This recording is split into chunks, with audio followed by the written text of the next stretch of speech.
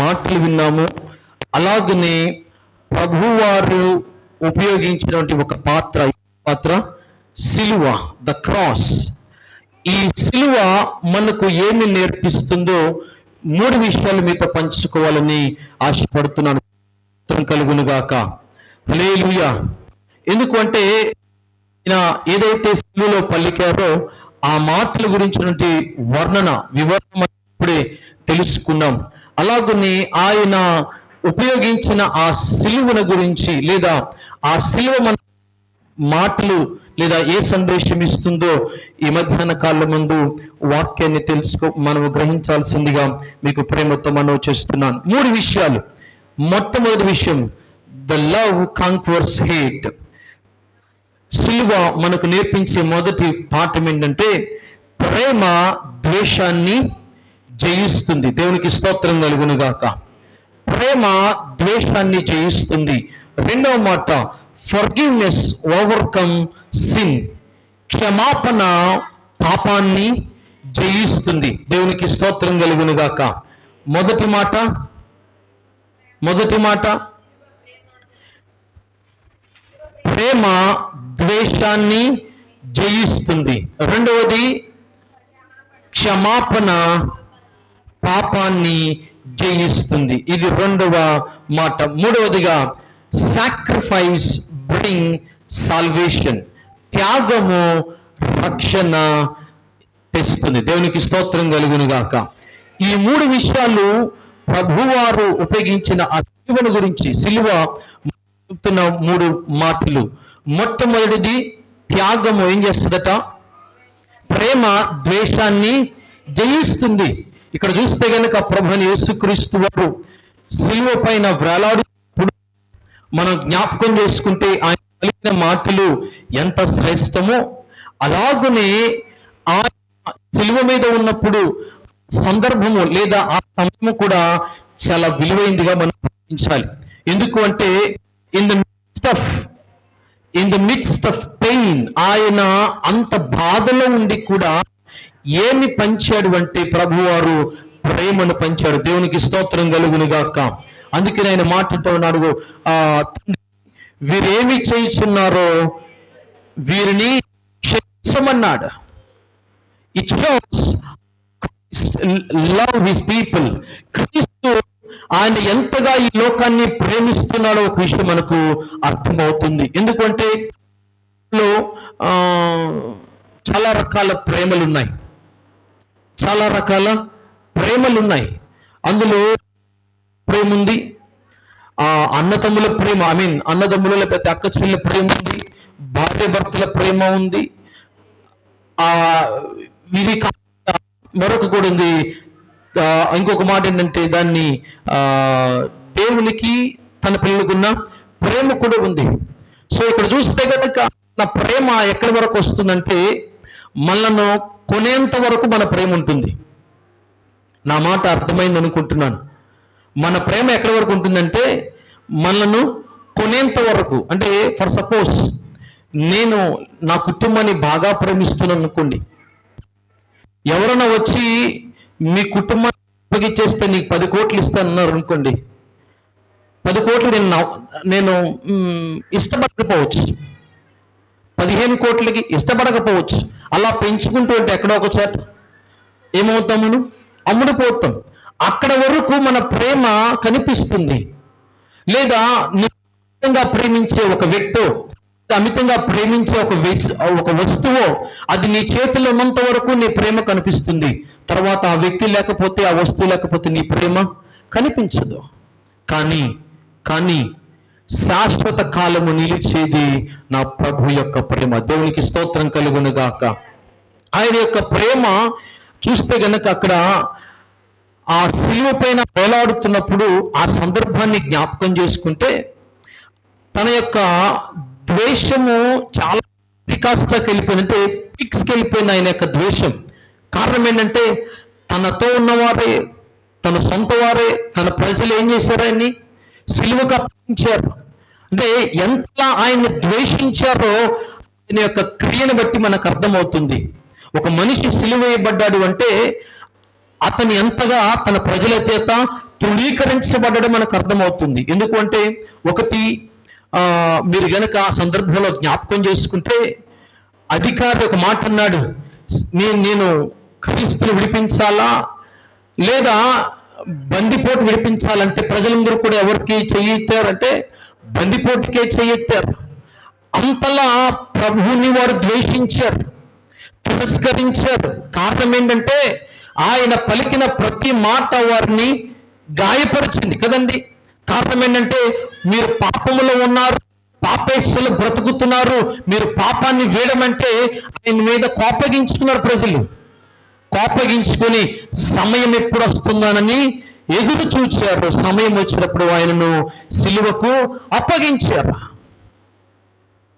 ఇక్కడ ఎందుకు చెప్తున్నాను అంటే, వారి ద్వేషం, వారి యొక్క తిరస్కారము క్రీస్తుని సిలువకు అప్పగించినట్లుగా మనం చూస్తూ ఉన్నాం. అంత భయంకర స్థితిలో కూడా మనం చదువుకున్న లూకాసు సువార్త 23:34లో, తండ్రి వీరేమి చేయుచున్నారో వీరు ఎరుగరు గనుక వీరిని క్షమించమన్నాడు. ఈ మాట జ్ఞాపకం చేసుకుంటే గనుక సిలువ మనకేం చెప్తుంది తెలుసా? ప్రేమ ద్వేషము కంటే శక్తివంతమైనది. దేవునికి స్తోత్రం కలుగును గాక.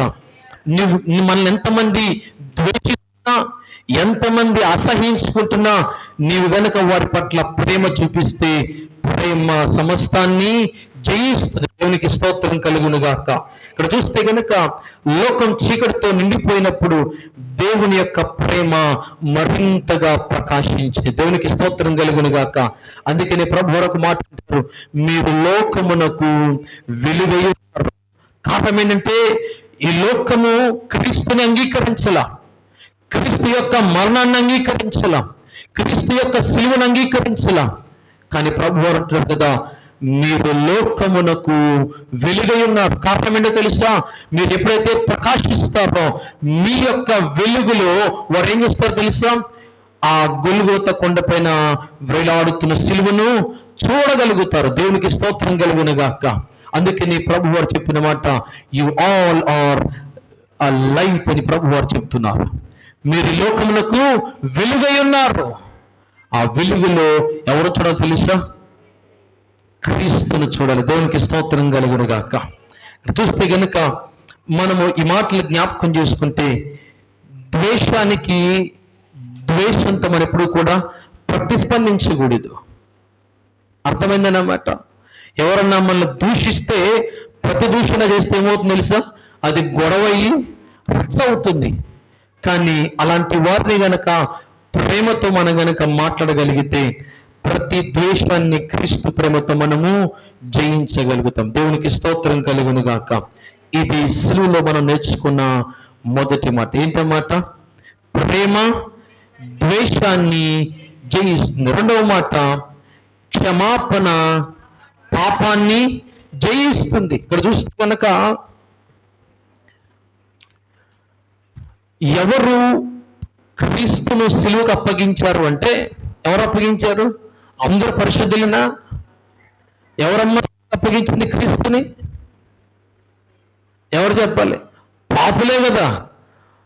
పాపులే ప్రభువును సిలువకు అప్పగి, పరిశుద్ధులు కాదు ఆయన సిలువకు అప్పగించింది. పాపులే ఆయనను సిలువకు అప్పగించారు. కానీ అక్కడ చూస్తే కనుక మనం ఎప్పుడైతే ఈ ప్రజలందరూ కూడా ప్రభు వారిని సిలువకు అప్పగించారో, కానీ ఎప్పుడైతే ఆయన సిలువకు అప్పగించబడ్డాడో ఆ నెక్స్ట్ సెకండ్ నుంచి గనక మనం జ్ఞాపకం చేసుకుంటే, ప్రభు దగ్గర నుంచి వారందరికీ కూడా క్షమాపణ అనేది అనుగ్రహించబడింది. దేవునికి స్తోత్రం కలుగును గాక. కారణం ఏంటంటే ఆయన పలికిన మొట్టమొదటి మాట ఏంటన్నమాట? వీరిని క్షమించమన్నాడు. ఫర్గివ్నెస్ చేసుకుంటే, మనల్ని ఎవరన్నా ఒక చిన్న మాట అంటే మనం పడం, సహించం కూడా. మనం చేసిన తప్పైనా నువ్వు చేసిన తప్పురా అంటే దాన్ని అంగీకరించాం మనం. ఒకవేళ అందరూ దొరికితే తప్ప, దొరకపోతే దాన్ని ఎన్నటికీ కూడా మనము ఆ మాట అంగీకరించాం మనం. దొంగతనాన్ని చేసిన వాడిని నువ్వు దొంగ అంటే వాడు ఒప్పుకుంటాడా? వాడు దొరికితేనే ఒప్పుకుంటాడు తప్ప, దొరకపోతే అస్సలు ఒప్పుకోడు. ఒకవేళ దొరికాడే అనుకో, ఏదో తెలియక చేశానని క్షమించమంటాడు. ఎందుకు ఈ మాట చెప్తున్నాను అంటే, ప్రభువారు ఆయనను మాటలంటం కాదు కానీ, దూషించటం కాదు కానీ, దానికన్నా అతి లాస్ట్ స్టేజ్ ఏంటంటే ఆయన సిలువకు అప్పగించారు. ఆ టైంలో the final method of punishing ఏంటంటే సిలువకు అప్పగి. ఇప్పుడు చూస్తే కనుక మీకు అర్థమయ్యే మాటలు చెప్పాలి అంటే, ఇప్పుడు మన భారతదేశంలో ద ఫైనల్ అంటే లాస్ట్గా ఒకవేళ శిక్ష వేస్తే ఏమేస్తారో తెలుసా? ఉరి శిక్ష వేస్తారు. ఏమేస్తారు? ఉరి శిక్ష వేస్తారు. లేదనుకుంటే ఏమంటారు, యావజ్జీవ కారాగార శిక్ష అంటారు. లేదనుకోండి ఆ పీరియడ్ కన్నా తక్కువ అంటే 6 months అనో 1 year అనో 5 years అనో తర్వాత విడిచిపెట్టేస్తారు. కానీ అన్నిటికన్నా ద లాస్ట్ ఏంటంటే మరణ శిక్ష, ఉరి శిక్ష వేస్తారు. ఆ టైంలో యేసు ప్రభువు ఉన్న కాలంలో శిక్షలు చాలా ఉన్నాయి కానీ వాటన్నిటిలో the last and most important అంటే సిలువను గురించిదే. సిలువ ఎట్లా చెప్పాలి అంటే, ఇది ఎంత భయంకరం అంటే, ఎవరికి సిలువ వేస్తారు అంటే అతి భయంకరమైన క్రూరమైన ప్రజలకు మాత్రమే సిలువను వేస్తారు. అలాంటి సిచ్యువేషన్లో కూడా యేసు ప్రభు వారిని సిలువకు అప్పగిస్తే మన జ్ఞాపకం చేసుకుంటే గనక ఆయన సిలువ పైన వేలాడుతూ కూడా పలికిన మొదటి మాట క్షమాపణ. దేవునికి స్తోత్రం కలుగును గాక. ఈ క్షమాపణ ఏం చేసింది అంటే మనందరి పాపాల్ని జయించింది. దేవునికి స్తోత్రం కలుగును గాక. ఆయన సిలువ పైన వేలాడుతూ, ఒకవేళ గనక తండ్రి క్షమించొద్దు, వీరికి తగిన శిక్ష ఇవ్వమంటే ఇంకా మనం పాపములోనే ఉండేవారమే, పాపంతో బ్రతికేవారమే, పాపముతో మరణించేవారము. కానీ ప్రభువు వారు పలికిన మాట, వీరిని క్షమించు. Lord forgive them for they do not know what they are doing. వీరేం చేస్తున్నారో తెలియట్లేదు ప్రభువా, దయతో వీరిని క్షమించు నాయనా అని ప్రభువు వారు చెప్పారు. క్షమాపణ మనందరికీ కూడా ఏమనుగ్రహించిందంటే పాపము పైన జయాన్ని అనుగ్రహించింది. రోమీయులకు రాసిన పత్రిక 5వ అధ్యాయం 8వ వచనం చూస్తే గనక, మనం ఇంకనూ పాపులమై ఉండగానే క్రీస్తు మన కొరకు చనిపోయెను. దేవునికి స్తోత్రం కలుగును గాక.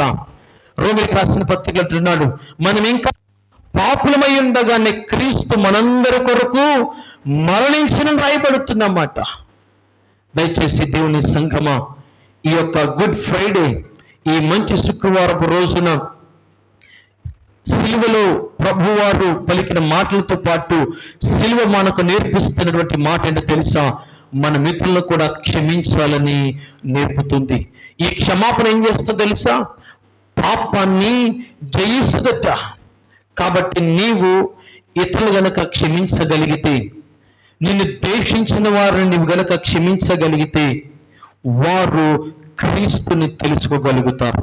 ఎందుకో తెలుసండి, ఇట్స్ వెరీ హార్డ్ థింగ్. ఎందుకంటే మనల్ని ఎవరైనా దూషించారనుకోండి, క్షమించడం అనేది చాలా కష్టమైన పని కదండి. ఇప్పుడు నేనే ఉన్నాను ఇక్కడ, మీరే ఉన్నారు ఇక్కడ. షర్మిలానో, కబీనో లేదా స్వీట్నో ఒక 2 మాటలు అన్నాను అనుకోండి, నవ్వుతూ వదిలేస్తారు. ఒక 5 మాటలు అన్నారు అనుకోండి, పర్లేదులే అనుకుంటారు. ఇంకో 10 మాటలు అన్నారు అనుకోండి, తలకే ఉంచుకొని ఎప్పుడు సమయం వస్తుందని చూస్తారు. అవసరమైతే పొళ్ళైనా కొరుకుతారు వీళ్ళు. కారణం ఏంటంటే మనకు క్షమించే గుణం చాలా తక్కువ. కానీ సిలువ మనకేం నేర్పిస్తుంది తెలుసా? మన మిత్రులను క్షమించమని నేర్పిస్తుంది. కారణం ఏంటో తెలుసా? మనందరూ కూడా క్షమించబడ్డారు. దేవునికి స్తోత్రం కలుగును గాక. ఇక్కడ కూర్చున్న మీరందరూ కూడా ఏమన్నమాట తెలుసండి? క్రీస్తు చేత క్షమించబడ్డారు. కాబట్టి మనం ఈనాడు ఇక్కడ కూర్చొని వాక్యాన్ని వినగలుగుతున్నాం. కాబట్టి క్షమించబడిన నేను కూడా ఏం చేయాలి తెలుసా? ఇతరులను క్షమించగలగాలి. ఇతరులు క్షమించినప్పుడే వారు కూడా ఏం పొందుకుంటారు తెలుసా? రక్షణ మార్గాన్ని పొందుకుంటారు. చూస్తే గనక మనకు సిలువ ఏం ప్రకటిస్తుందంటే ఏ పాపము దేవుని కృపను మించినది కాదు. కారణం ఏంటంటే ఆయన ప్రభు యేసుక్రీస్తు వారు మనందరి కొరకు ఆయన సిలువలో వేలాడుతూ తన ప్రాణాన్ని అప్పగించడం ద్వారా మనందరికీ కూడా ఏం కలిగింది? రక్షణ ప్రాప్తించింది. ఇక్కడ చూస్తే గనక ఈ మాట జ్ఞాపకం చేసుకుంటే ఏ పాపం అంట దేవుని కృపను మించినది కాదు. ఎంత గొప్ప విషయం అండి. ఆయన కృప ఎలాంటిదంటే శాశ్వత కాలము ఉండే కృప. ఆయన కృప తరతరములు నిలిచి ఉండేది. ఒక్కసారి ఆయన ప్రమాణము చేస్తే, వాగ్దానము చేస్తే తరతరాలు నిలిచే కృప దేవునిది. కానీ మనదేటో తెలుసా? ఇప్పుడే చెప్తాం నిన్నేమి అన్నని, ఇప్పుడే మనం వాగ్దానం చేస్తాం అసలు నువ్వేం చేసినా కానీ నేను పట్టించుకోను అని. కానీ వారు ఒక్క మాట అంటే మన వాగ్దానాలు గాలిలో కలిసిపోతాయి. దేవుని సంఘమా, ఈ మధ్యాహ్న కాలం ముందు ఏదో నామకార్థంగా గుడ్ ఫ్రైడేని మనం ఆచరిస్తున్నాం కాదు, కానీ సిలువ మనకు ఏ పాఠము నేర్పిస్తుందని మనము జాగ్రత్తగా గ్రహించే వారిగా ఉండాలి. ఇక్కడ చూస్తే కనుక ఈ క్షమాపణ సంపాదించేది కాదు, ఇది వరముగా, బహుమానముగా నీకు నాకు ఇవ్వబడింది. ఇక్కడ చూస్తే గనక ప్రభు వారు సిలువలో వేలాడుతూ ఆయన క్షమించమని పలికినప్పుడు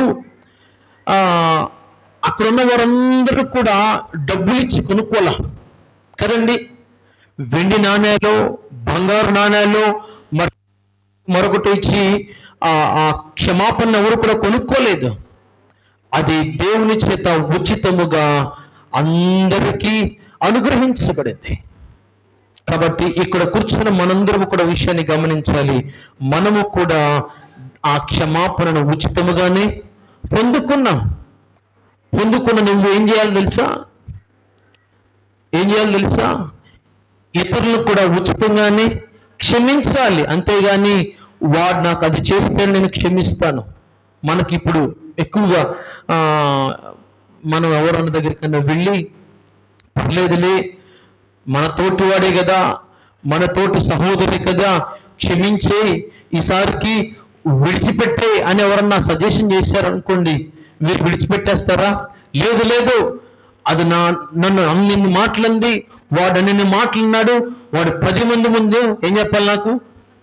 నాకు క్షమాపణ చెప్తేనే నేను క్షమిస్తా, లేకపోతే నేను క్షమించను. నా దగ్గరికి వచ్చి నా చేతులు పట్టుకు నేను క్షమిస్తా, లేకపోతే క్షమించను. నా కాళ్ళు పట్టుకొని బ్రతిమలాడితేనే నేను క్షమిస్తా, లేకపోతే నేను క్షమించను. దయచేసి ఒక్కసారి జ్ఞాపకం చేసుకునండి.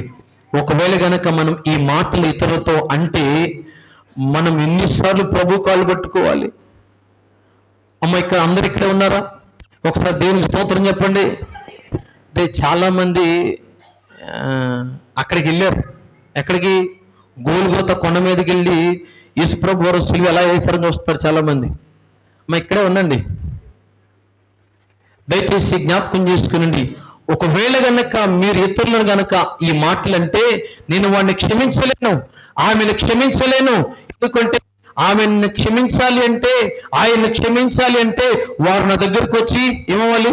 నన్ను క్షమాపణ అడగాలి అని ఒకవేళ ఆ మాటలు మీరు పలుకుతే మీరు ఎన్నిసార్లు ప్రభు పాదాలు పట్టుకోవాలి? ఒకసారి ఆలోచించండి. ఎన్నిసార్లు ప్రభు వారి దగ్గరికి వెళ్ళి నన్ను క్షమించు ప్రభు అని అడగాలో ఒక్కసారి ఆలోచించండి దేవుని సంఘమా. కారణం ఏంటంటే దేవుడు మనందరినీ కూడా ఉచితంగానే క్షమించాడు. ఏది నీ దగ్గర నుంచి ఆయన ఆశించలేదు. అలాగనే నీవు కూడా ఇతరులను అలాగనే క్షమించగలగాలి. అలా క్షమించగలిగితే ప్రభువు నిన్ను చూచి సంతోషిస్తాడు. కారణం ఏంటంటే బైబిల్ గ్రంథంలో ఒక వ్యక్తి యజమానుడి దగ్గర ఏం తీసుకున్నాడు? అప్పు తీసుకుని ఏం చేశాడమ్మా? ఆ సారాంశం మీకు అర్థమవుతుంది అనుకుంటున్నాను నేను. యజమానుడి దగ్గర ఏం తీసుకున్నాడు? అప్పు తీసుకున్నాడు. యజమానుడు వచ్చి అడిగితే ఏం చెప్పి, నాకు ఇంకా కొంత సమయం కావాలి, నాకు ఇంకా అప్పుడే నా వల్ల కాదు, నేను ఇప్పుడే ఇవ్వలేను అన్నప్పుడు అతనికి కొంత సమయం ఇచ్చాడు. కొంత సమయం అయిపోయిన తర్వాత మరలా వచ్చి అడిగితే ఆయన పలికిన మాట, అయ్యా నేను నా వల్ల కాదయ్యా, నన్ను క్షమించు, నేను ఇవ్వలేనన్నప్పుడు యజమాని ఏం చేశాడమ్మా? అందరు చెప్పాలా. యజమాని ఏం చేశాడు? క్షమించాడా లేదా? క్షమించాడు. యజమానుడు క్షమించాడు. క్షమించబడిన ఈ వ్యక్తి ఎక్కడికి వెళ్ళాడు? ఎవరికైతే వీడు అప్పిచ్చాడో వాడి దగ్గరికి వెళ్ళాడు. ఆ వ్యక్తి కూడా అడిగాడు ఏం చేయమని, అయ్యా నేను ఇవ్వలేను, నా వల్ల కాదు, నన్ను క్షమించంటే వీడేం చేశాడు? తీసుకువెళ్ళి చెరసాల్లో బంధించాడు. దయచేసి ఒకసారి జ్ఞాపకం చేసుకునండి. ఇదే క్రమంలో ఇక్కడ కూర్చున్న మనలో చాలా మంది ఉన్నారు. The same concept. చాలా మంది దేవుడి దగ్గర నుంచి, అంటే మనం కోరుకునేది తెలుసా? ప్రభు నన్ను క్షమించాలి, ప్రభు నా పాపాలను ప్రభు నా పాపాలన్నీ కడిగేయాలని కోరుకుంటున్నారు. కానీ నిన్ను ఎవరైతే క్షమించమని కోరుతున్నారో వారిని మాత్రం నీవు క్షమించలేకపోతున్నావు. ఆ మనస్సు నీలోకి రాట్లా. దయచేసి దేవుని సంఘమా, ఎలాగైతే ప్రభు నిన్ను క్షమించాడో అటులని మనము ఇతరులను క్షమించేవారిగా ఉండాలి. ఒకవేళ క్షమించలేకపోతే మనల్ని కూడా దేవుడు అతను కూడా క్షమించడు. దయచేసి ఈ విషయాన్ని జ్ఞాపకం చేసుకోవాల్సిందిగా మనవి చేస్తున్నాను. ఆఖరిగా చూస్తే మూడవ మాట మనం జ్ఞాపకం చేసుకుంటే, బ్రింగ్ సాల్వేషన్, రక్షణను ఇస్తుంది. ప్రభువైన యేసుక్రీస్తు సిలువలో తన ప్రాణాన్ని త్యాగం చేయకపోతే ఈనాడు నీకు నాకు రక్షణ ఉండేది కాదు. ఇక్కడ జ్ఞాపకం చేసుకోవాల్సిన విషయం ఏంటో తెలుసా? ప్రభువైన యేసుక్రీస్తు వారు సిలువలో తన ప్రాణాన్ని కోల్పోలా. ఏమవ్వలేదు? ప్రాణమును కోల్పోలేదు, కానీ స్వచ్ఛందంగా తానే అప్పగించాడు. దేవునికి స్తోత్రం కలుగును గాక. యోహాను సువార్త 19:30 ఒక మాట రాయబడుతుంది, ఇది సమాప్తమాయెను. దేవునికి స్తోత్రం కలుగును గాక. ఈ మాటలు వింటున్న మనందరూ కూడా జ్ఞాపకం చేసుకోవాల్సిన విషయం ఏంటంటే, సిలువ మనకి ఏం నేర్పిస్తుంది? నిజమైన రక్షణ త్యాగము ద్వారా వస్తుంది. ఇక్కడ చూస్తే గనక మీరు అందుకున్న రక్షణ ఎలా వచ్చిందంటే, క్రీస్తు వారు త్యాగం చేస్తే వచ్చిన రక్షణ. అంతే తప్ప నేనేదో బైబిల్ ట్రైనింగ్ కొనుక్కున్నదో, లేదా మీరు ఇక్కడ చర్చిలో అనేక సంవత్సరాలుగా సంఘ సభ్యులుగా ఉండి డబ్బులు ఇచ్చి కొనుక్కునేది కాదు. దయచేసి జ్ఞాపకం చేసుకునండి, ఇది మనము వెల ఇచ్చి కొనుక్కున్నది కాదు, కానీ ఇది త్యాగము ద్వారా నీకు నాకు అనుగ్రహించబడింది. ఇక్కడ చూస్తే గనక ప్రభువైన యేసుక్రీస్తు వారు సిలువలో పడిన బాధ మనకు రక్షణగా మారింది. దేవునికి స్తోత్రం కలుగును గాక. ఆయన సిలువలో బాధ, ఆయన పడుతున్న ప్రతి బాధ ఏం కలిగింది తెలుసండి? ఆ బాధ ద్వారా మనకు ఆ బాధ రక్షణగా నీకు నాకు మారింది. ఒకవేళ ఆయన బాధపడాల్సిన అవసరం కూడా లేదు. ఎందుకంటే మీరు జ్ఞాపకం చేసుకుంటే, ప్రభువారు అప్పగించబడక మునుపు ఆయన ప్రార్థన చేస్తూ ఆయన ఏమని ప్రార్థన చేశాడంటే, అయ్యా నీకిష్టమైతే ఈ గిన్నె తొలగించమని ఆయన ప్రభు సన్నిధిలో ప్రార్థన చేశాడు. కారణం ఏంటంటే ఆయన అనుభవించిన బాధను క్రీస్తు వారు చాలా జాగ్రత్తగా చూచాడు. అక్కడ అయ్యా ఒకవేళ సాధ్యమైతే ఈ బాధ నా దగ్గర నుంచి తీసివేయమని ప్రభు వారు తండ్రి ఎదుర్కొన్నట్లుగా మనం చూస్తున్నాం.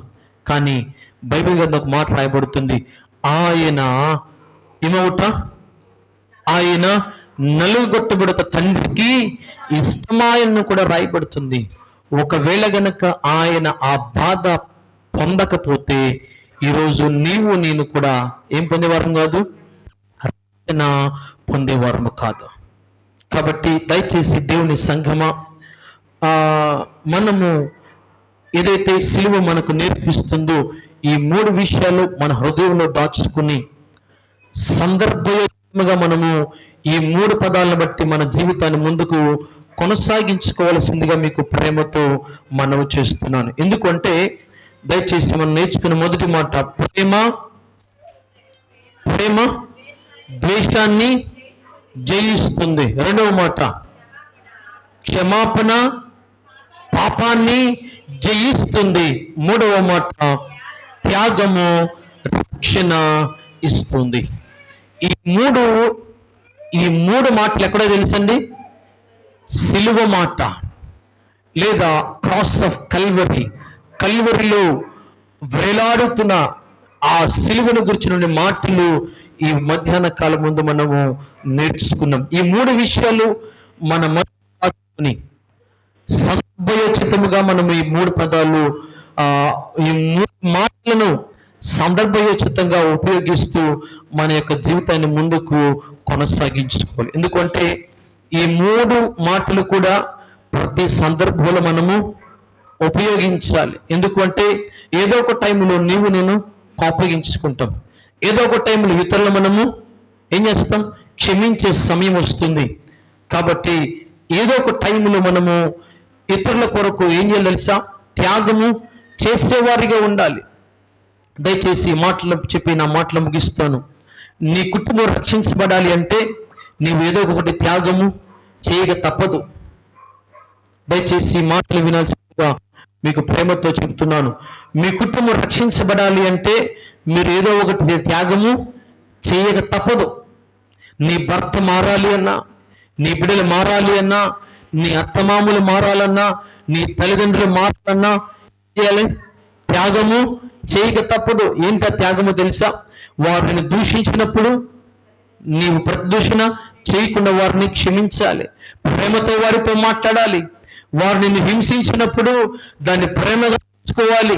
ఎందుకంటే ఏ ఒక్క రోజైనా నీవు ప్రతిదూషణ చేసినా, ప్రతిహింస చేసినా వారి మనసు మరలా ఫరోలాగా కఠినమైపోతుంది.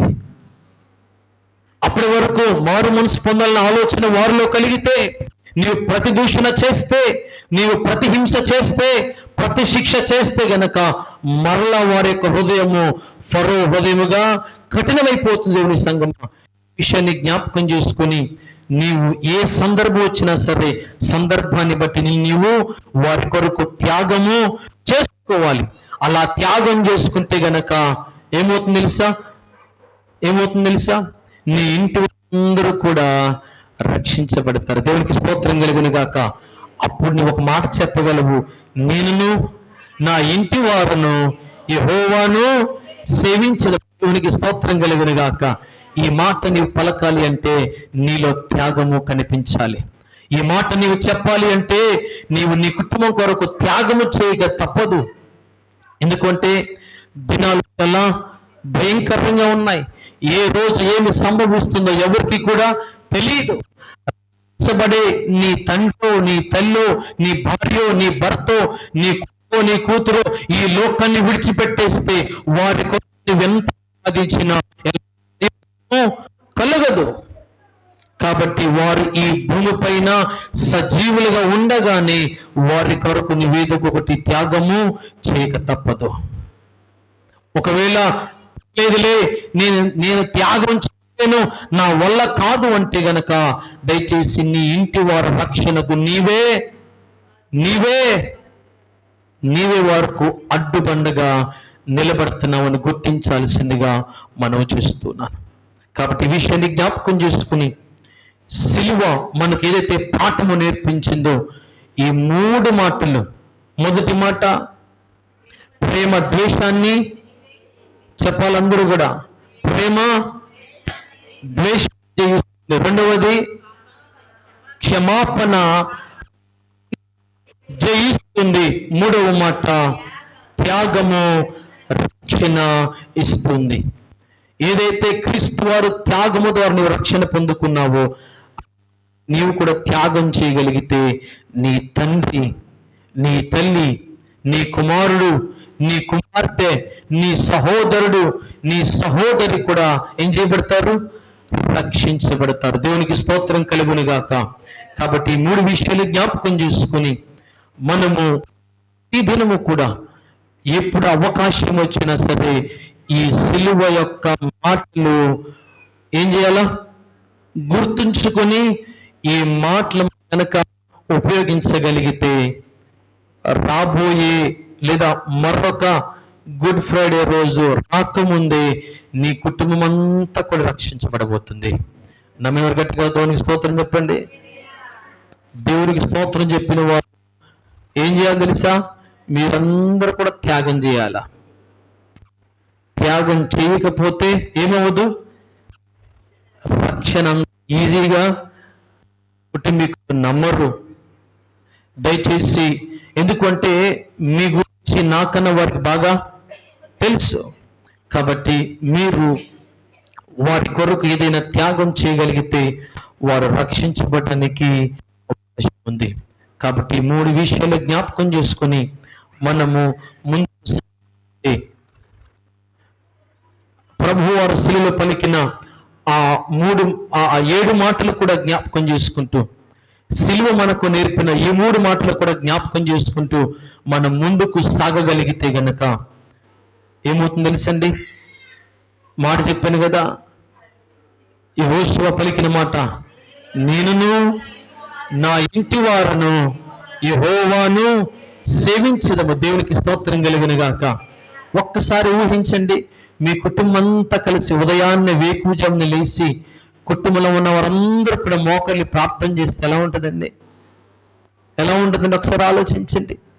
నీ కుటుంబంలో ఉన్న వారందరూ కూడా లేచి వేకువజామున ఉదయకాలం ముందు లేచి మీరందరూ కలిసి ప్రార్థిస్తే ఎలా ఉంటుందో ఒకసారి ఆలోచించండి.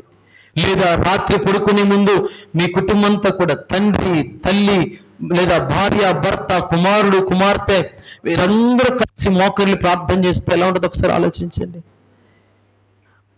ఒకసారి ఊహిస్తుంటేనే ఊహకు చాలా బాగుంది. అది గనక జరగాలంటే మీతోనే సాధ్యమవుతుంది. మీ వల్ల మాత్రమే సాధ్యమవుతుంది. మీరు ఎప్పుడైతే త్యాగం చేయగలుగుతారో మీ ఇంటి వారందరూ కూడా రక్షణకు మీరు నాయకులవుతారు. కాబట్టి 3 విషయాలు, అలాగే ప్రభువారు పలికిన శిలువ పలికిన 7 మాటలు మీ మనస్సులో ఉంచుకొని ప్రతిదినము కూడా ఈ మాటలు జ్ఞాపకం చేసుకుంటూ ఈ మాటల అనుసారంగా జీవించగలిగితే మీరు కోరుకున్నది దేవుడు మీ చేతికి అప్పగించబోతున్నాడు. దేవుడికి స్తోత్రం కలుగును గాక. నమ్మిన వారు గట్టిగా దేవుని స్తోత్రం చెప్పండి. ఈ మాటల వెనుకలు ప్రభు దీవించి ఆశీర్వదించును గాక. అందరూ లేచి నిలబెడదామా? అందరూ లేచి నిలబెడదాం.